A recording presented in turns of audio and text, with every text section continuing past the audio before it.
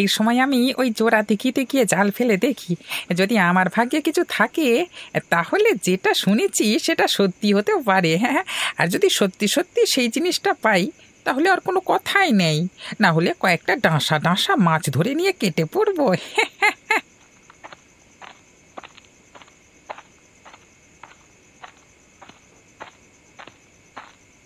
ব্যাস, এবার এইখানে জাল ফেলি, যদি কিছু পাই তাহলে খুব ভালো, আর যদি কিছু না পাই তাহলে গেল।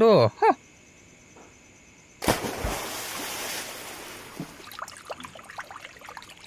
আরে আরে, কিছু আটকেছে বলে মনে হচ্ছে, টেনে তুলে দেখি তো। এটা মাছও হতে পারে, আবার ওইটাও হতে পারে। আরে, এই তো পেয়েছি পেয়েছি, আমি যে জিনিসটা নিতে এসেছিলাম সেটা পেয়েছি। যাক যাক, ওপরওয়ালা আজকে মনে হয় আমার উপর সহায় হয়েছেন। এই মোহরের ঘোড়াটা আমি সারা জীবন আমার কাছে লুকিয়ে রাখবো, কেউ জানতে পারবে না। হ্যাঁ, ভেতরে ভেতরে আমি বড়লোক হব, হ্যাঁ, আর সবাই জানবে আমি গরিব হয়ে বেঁচে আছি। কিন্তু কিন্তু আরেকবার কি জাল ফেলে দেখবো, যদি কিছু ওঠে। হ্যাঁ, না না, বেশি লোভ করা ঠিক হবে না, আমি বরং আবার কালকে রাতে আসবো। চাই চাই, আজকে এখান থেকে চলে যাই। আরে কে কে, কে কে আমার কাঁধে হাত রাখে? মনে হচ্ছে আমার মনের ভুল। যাই হোক, হ্যাঁ, আমি এখান থেকে দ্রুত চলে যাই। কি রে, দিঘি থেকে মোহর পেয়ে দেখছি অনেক খুশি হয়ে গেছিস। তা যে সেই মোহরগুলোকে পাহারা দেয় তাকে একবার বলার প্রয়োজন নেই নাকি? ওরে বাবা রে, কে রে বাবা? তুমি দিঘির জল থেকে উঠে এলে কিভাবে? কে কে কে কে তুমি, কে? তুই আমার দিঘিতে নেমে আমাকেই জিজ্ঞেস করছিস আমি কে? তোর সাহস তো কম নয়। বাবারে, আমার ভুল হয়ে গেছে, আমি আর কোনোদিন এই ভুল করব না। আমি না জেনে এখানে চলে এসেছি, আমি বুঝতে পারিনি যে এই দিঘিতে আপনি মানে তুমি থাকেন। এই ভুল আর দ্বিতীয়বার যাতে না করিস তার ব্যবস্থা আমি করছি। আজ তোকে কেউ আমার হাত থেকে বাঁচাতে পারবে না। আমি এই দিঘিতে যতদিন আছি ততদিন এই জোড়া দিঘির আশেপাশে মাঝরাতে কোনো মানুষ ঘুরতে পারবে না।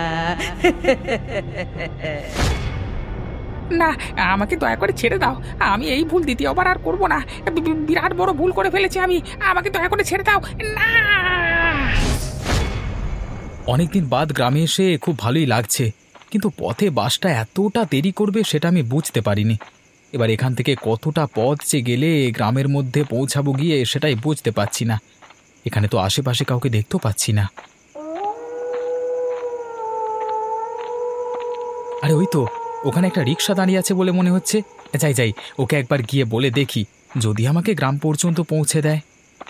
এই যে দাদা, শুনছেন? কি চাই? আপনি কে?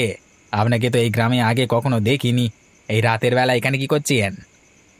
আসলে আমি অনেকদিন বাদ এখানে এলাম, আমি যাব আমার রমেশ কাকার বাড়িতে। দেখুন না, পথে বাসটা দেরি হয়ে যাওয়াতে অনেকটা দেরি করে ফেললাম এখানে পৌঁছাতে। এখন আপনি যদি আমাকে বাকি পথটা দিয়ে আসেন। মাথা খারাপ নাকি? কোনো মতেই এই রাতের বেলা ওই গ্রামে যাওয়া যাবে না। দেখছেন না, আমি তো রাতের বেলা ওখানে প্যাসেঞ্জার নামিয়ে গাছতলায় শুয়ে পড়েছি, সকাল হলে কিছু একটা করা যাবে। কেন বলুন তো, এখানে কি রাতের বেলায় চোর ডাকাতের উপদ্রব হয় নাকি? অত আপনার জেনে কাজ নেই, আমি আপনাকে রাতের বেলায় গ্রামে নিয়ে যেতে পারবো না, এটাই জানি। যান। দেখুন, আপনি এমনটা করবেন না, আর সারাদিন আমার পেটে কিচ্ছু পড়েনি। আপনি দয়া করে একটু আগিয়ে দিয়ে আসবেন, চলুন, আমি আপনাকে বেশি করে টাকা দেব। বেশি করে টাকা দেবেন? তাহলে ঠিক আছে, যাওয়াই যায়, কিন্তু ওই জোড়া দিঘি রাস্তাটার আগে আপনাকে নামিয়ে দিয়ে চলে আসবো, তার বেশি আমি যেতে পারবো না।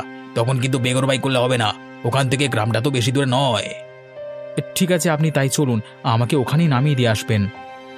ঠিক আছে, আপনি চেপে বসুন তাহলে। আপনি কি তাহলে এই গ্রামেই ভ্যান চালান? হ্যাঁ, তাছাড়া আর কোথায় যাব? আচ্ছা, আপনি ওই জোড়া দিঘির পাড়ে রাস্তাতে যাবেন না কেন?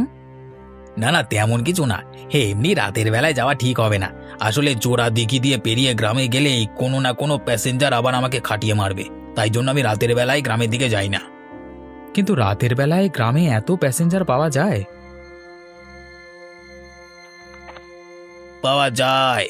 আচ্ছা বাবু, এই আপনি নেমে পড়ুন, দিয়ে আমাকে টাকাটা তাড়াতাড়ি দিন তো, আমি এখান থেকে কেটে পড়ি।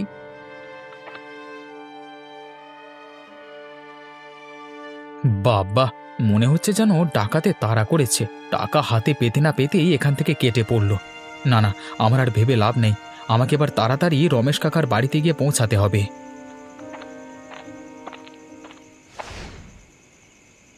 আরে রমেশ কাকা, তুমি কোথায়?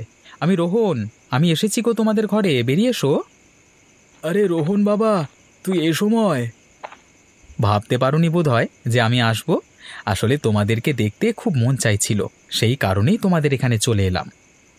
সে ভালো করেছিস, কিন্তু তোর গায়ে এরকম জল কাদা লাগলো কি করে? আর বলো না, অন্ধকারের মধ্যে আসছিলাম তো, তাই রাস্তা চিনতে না পেরে ওই একটা জমিতে পড়ে গেলাম। দেখো দেখি কি অবস্থা হলো। আরে আয় আয়, ভেতরে আয়, পোশাকটা পরিবর্তন করবি, আয় তাড়াতাড়ি। হ্যাঁ, তা বল বাবা, কতদিন পর আমাদের বাড়িতে এলি? দাদা কেমন আছেন? বাবা ভালোই আছেন। আমি অনেক দিন বাদ ছুটি পেলাম, তাই ভাবলাম একবার গ্রামের বাড়ি থেকে ঘুরে আসি। আর কোনোদিন যেতে পারবো কিনা, তোমাদের আমাকে মনে থাকবে কিনা, সেসব চিন্তাই হচ্ছিল। আরে বলিস কি বাবা, তোকে আবার চিনতে পারবো না? তুই আজই আসিস বা 5 বছর পরে আসিস, এই গ্রাম এই ঘর তো তোরই, তোকে ভুলে গেলে চলবে বাবা? কাকা, একটা কথা বলতে খুব খারাপ লাগছে, কিন্তু আমার না প্রচণ্ড খিদে পেয়ে গেছে। বটি তো, সেই কখন বেরিয়েছিস, খিদে তো পাবেই। কই গো গিন্নি, রোহনের জন্য কিছু খাবার নিয়ে এসো তো। আমাকে কোথায় নিয়ে যাচ্ছ বাবা? এই অন্ধকারের মধ্যেই আমি তো কিছুই পথ দেখতে পাচ্ছি না। আমি তো আছি মা, তুই এত ভয় পাচ্ছিস কেন? চল না, আমরা গিয়ে আমাদের জোড়া দিঘিটা একবার দেখে আসি। এত রাতে জোড়া দিঘি দেখে কি করব বাবা? শুনেছি রাতের বেলায় আমাদের চোখের আড়ালে অনেকেই ওই দিঘিতে আমাদের মাছ চুরি করে নেয়। মা, কেন এমন করে ওরা? দিঘি থেকে মাছ চুরি করে নিলে তো আমাদের ক্ষতি। সেই কারণেই তো আমি তোকে নিয়ে যাচ্ছি। আজকের পর থেকে কেউ আমাদের ক্ষতি করতে পারবে না। এই অন্ধকারে তুমি দেখছো কি করে বাবা? আমি অন্ধকারের মধ্যে সব কিছু দেখতে পাই, এখন তুইও দেখতে পাবি। বাবা, তুমি আমাকে জলে ঠেলে ফেলে দিলে কেন? আমাকে এখান থেকে তোলো, আমার যে ভয় করছে। তুই আজ থেকে এখানেই থাকবি।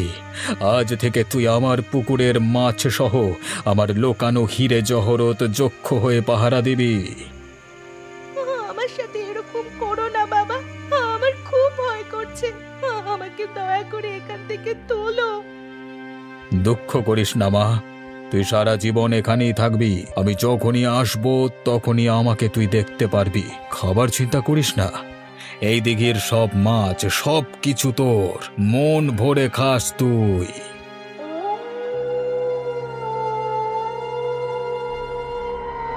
কই রে পরিমা, কোথায় তুই? আমাকে দেখা দে। তুই এখানে কি করতে এসেছিস? তোকে আমি ঘেন্না করি। বাঁচতে চাইলে এখান থেকে চলে যা। আমি তোকে দেখতে এলাম রে মা, তোর জন্য মনটা খুব খারাপ করছিল আজকে। নিজের মেয়েকে মেরে ফেলে তাকে আবার দেখতে আসা হয়েছে? আর যদি এক মুহূর্ত এখানে দাঁড়িয়ে থাকিস তাহলে আজকেই তোর শেষ দিন। আচ্ছা রে মা, আমি এখান থেকে চলে যাচ্ছি, তুই সাবধানে থাকিস। আরে তোমার ভাইপোকে ডাকো, সেই কখন ঘুমিয়েছে, এখনো উঠবার নাম নেই। এদিকে যে বেলা হতে চললো। হ্যাঁ হ্যাঁ, দাঁড়াও, আমি একবার দেখে আসি। রোহন বাবা, উঠে পর, সকাল পেরিয়ে বেলা হতে চললো, এরপর স্নান খাওয়া দাওয়া করতে হবে তো। আমার খিদে নেই, আমার শরীরটা একটু খারাপ করছে, আমাকে বিশ্রাম নিতে দাও। এ মা, কি হলো কি? কালকে নিশ্চয়ই ওই জমির কাদা জলে পড়ে গিয়ে শরীর খারাপ বাঁধিয়েছিস। ডাক্তার ডেকে আনি তাহলে? কিছুই ডাকতে হবে না, আমি এমনি এমনি ভালো হয়ে যাব। তোমরা রাত পর্যন্ত আমাকে জ্বালাতন করো না। ঠিক আছে, তুই যখন বলছিস তোকে আর জ্বালাতন করব না।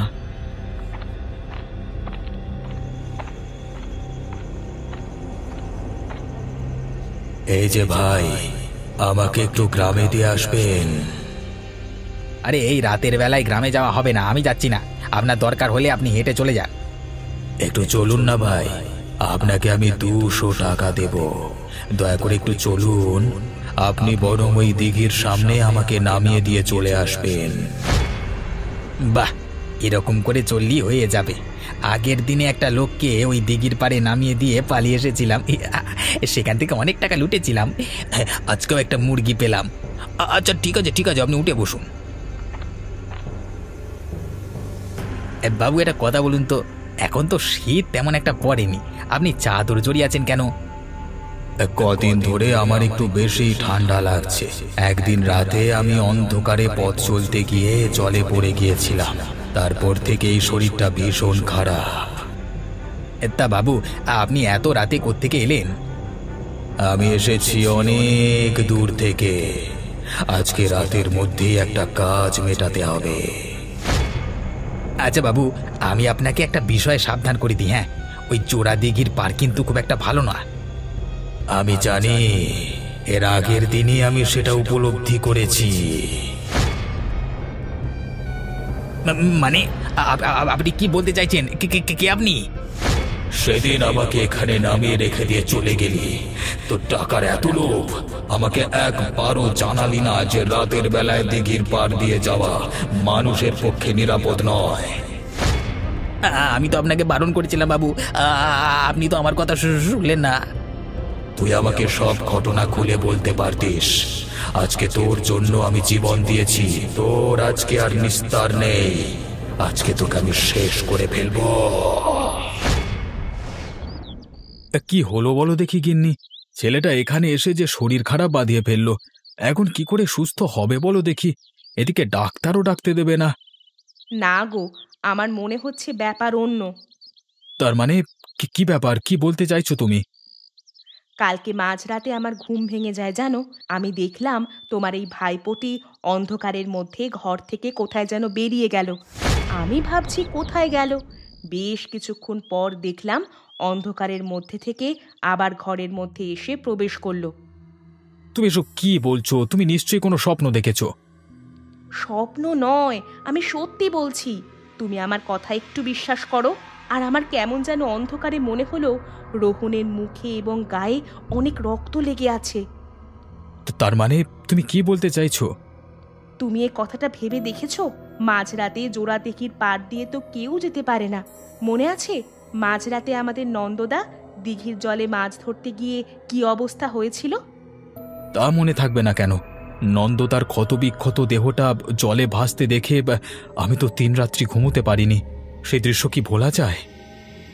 আমরা তো সবাই জানি যে ওই দিঘির জলে কিছু না কিছু আছে, কিন্তু তোমার ভাইপোটি সেদিন রাতে একা অন্ধকারের মধ্যে ওই দিঘি পেরিয়ে এলো কিভাবে?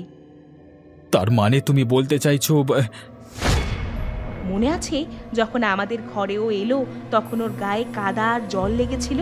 আমার মনে হচ্ছে ওগো ওগো আমাদের একবার অলোকদার কাছে যাওয়া উচিত। উনি নিশ্চয়ই এর কোনো একটা বিহিত করতে পারবেন। ঠিক আছে গিন্নি, তোমার কথা আমি অমান্য করব না। চলো তবে আমরা এক্ষুনি একবার রমেশ তার কাছে যাই। হ্যাঁ, আমি সবই বুঝলাম। আমার মেয়েটাকেও তো ওই দিঘির পার থেকে আর খুঁজে পাওয়া যায়নি। তারপর নন্দর দেহ ওখানে পাওয়া গেল। এখন আবার সত্যি মনে হচ্ছে আমার ওই দিঘিতে সত্যি কিছু আছে।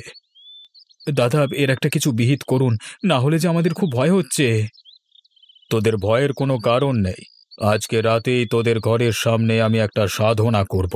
যদি কোনো আত্মা তোর ভাইপোর মধ্যে প্রবেশ করে থাকে তাহলে সে অবশ্যই দেখা দেবে। কিন্তু দাদা, যদি ওর মধ্যে কোনো আত্মা প্রবেশ না করে, আমি বলতে চাইছি যদি এরকম হয় যে... ধুর বাবা, এই রিক্সাওয়ালা আমাকে ফাঁসিয়ে দিয়ে চলে গেল। এখন এই অন্ধকারে কি করে আমি এতটা অচেনা পথ হেঁটে যাব? যদি এখন কোথাও পড়ে টড়ে যাই তাহলে তো মুশকিল হয়ে যাবে। চাঁদের আলোতেও কিছু দেখা যাচ্ছে না। পাশে তো একটা দিঘি বলে মনে হচ্ছে। এই দিঘিটার পার দিয়েই তো যেতে হয়। যাই। এদিকে একটু শুনবেন? এখানে একটু আসুন না। আমি রাস্তা হারিয়ে ফেলেছি, দয়া করে আমাকে একটু সাহায্য করুন। আরে, একজন মহিলার কণ্ঠ বলে মনে হলো। অন্ধকারের মধ্যে এখানে মহিলা আসবে কোথা থেকে? আমি এই দিঘির পাড়ে দাঁড়িয়ে আছি, আপনি একটু দয়া করে আসুন না। আরে তাই তো, ওখানে একজনকে দাঁড়িয়ে থাকতে দেখা যাচ্ছে। কি হলো আপনার? বিপদে পড়েছেন নাকি? দেখুন না, আমি এখানে নতুন, পথ চলতে চলতে পথ হারিয়ে ফেলেছি। এখন গ্রামে যাব কিভাবে? আরে আর বলেন কেন, আমিও তো গ্রামে অনেক দিন বাদ এলাম। এখন আমাকেও অন্ধকারের মধ্যে রাস্তা চিনে যেতে হবে। তাহলে আপনি চলুন আমার সাথে, আমরা দুজনে একসঙ্গেই যাই বরং। আপনি কি একাই আছেন? এই যা, দেখুন তো, আমি না জলে পড়ে গেছি মনে হচ্ছে। আমাকে দয়া করে একটু সাহায্য করুন, একটু দিঘির দিকটায় আসুন। এ মা, কি হলো বলুন তো? দাঁড়ান দাঁড়ান, আমি যাচ্ছি। আরে আরে, আপনি কি করলেন? আপনি এইভাবে আমাকে জলে টেনে নিলেন কেন? তোকে আজকে আর কেউ বাঁচাতে পারবে না। তুই জানিস না এই মাঝরাতে জোড়া দিঘির পাড় দিয়ে কেউ যায় না? আমার ভুল হয়ে গেছে, আমাকে দয়া করে ছেড়ে দিন। আমি জানতাম না যে মাঝরাতে এখান দিয়ে যেতে নেই। আমাকে দয়া করে ছেড়ে দিন। একবার যে আমার হাতে আসে সে আর বেঁচে ফিরতে পারে না। মনে হচ্ছে সেই আত্মা তোর বাড়িতে এসে প্রবেশ করেছে। আজ তাকে এই ঘর থেকে বিদায় করতে হবে, না হলে তোদের ক্ষতি করে ফেলবে। কে আছিস সেই ঘরে? বেরিয়ে আয় আমার সামনে।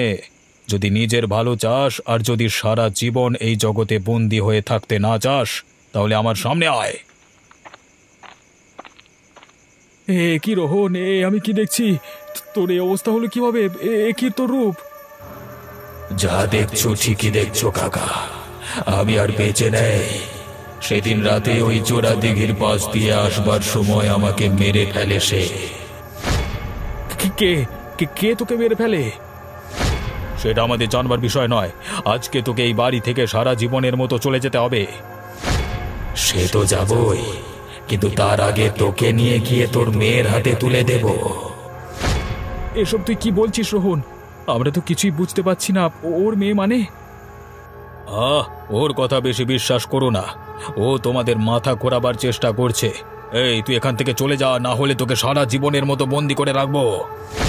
এই লোক তার নিজের মেয়েকে খুন করেছে ওই জোড়া দিঘির জলে ফেলে। এসব কি বলছিস তুই? আমি ঠিকই বলছি। ও ওর দিঘিতে মাছের সাথে পূর্বপুরুষদের সোনার মোহর লুকিয়ে রাখে। সেই মোহরগুলি পাহারা দেওয়ার জন্য ও ওর মেয়েকে জলে ডুবিয়ে মারে। তার মানে জোড়া দিঘির যে ভূতের গল্প শোনা যায়, সেই ভূত আসলে ওর মেয়ে? মিথ্যে, এসব কিছু মিথ্যে কথা। আমি এসব কাজ কোনোদিন করিনি। হ্যাঁ, ওর মেয়ে এখনো পুকুরে আছে। যতদিন না ওর বাবাকে শেষ করতে পারছে, ততদিন ও গ্রামের যাকে একা পাবে তাকেই ওই জলে ডুবিয়ে মারবে। সেদিন আমাকে একা পেয়ে আমাকেও মেরে ফেলে। তাহলে এখন কি করবার? এখন যা করবার আমাকেই করতে হবে। আমাকে এক্ষুনি ওকে নিয়ে যেতে হবে। ওরে, কোথায় গেলে? তোমার বাবাকে আজ আমি দিঘির মধ্যে নিয়ে এসেছি। আজ তুমি প্রতিশোধ নিয়ে তোমার কষ্ট লাঘব করো। বাবা, তুমি আমার সঙ্গে এতটা খারাপ কাজ করতে পারলে? আমাকে জলে ঠেলে মারবার পর থেকে তুমি কোনোদিন এই দিঘির জল স্পর্শ করো না। আজকে তোমাকে আমি শেষ করে আমার প্রতিশোধ নেব। না রে মা, এবারের মতো আমাকে ক্ষমা করে দে। আমি কথা দিচ্ছি আর কোনোদিন ভুল কাজ করবো না। এই ভুল যে একবারই হয় বাবা। তুমি এবার বোঝো জলে ডুবে মরবার কষ্ট কতটা হয়।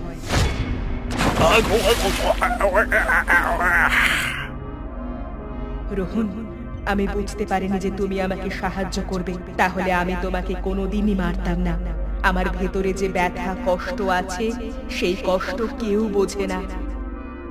আমি বুঝতে পারছি পড়ি, কিন্তু আজকের পর থেকে তুমি আর কারোর ক্ষতি করো না। চলো, আমরা এখান থেকে সারা জীবনের মতো চলে যাই। মানুষের সমাজে আমাদের কোনো কাজ নেই। আমি না বুঝে তোমার এত বড় ক্ষতি করে ফেললাম। তোমার জীবনটা শেষ করে দিলাম। তার জন্য আমাকে ক্ষমা করে দিও।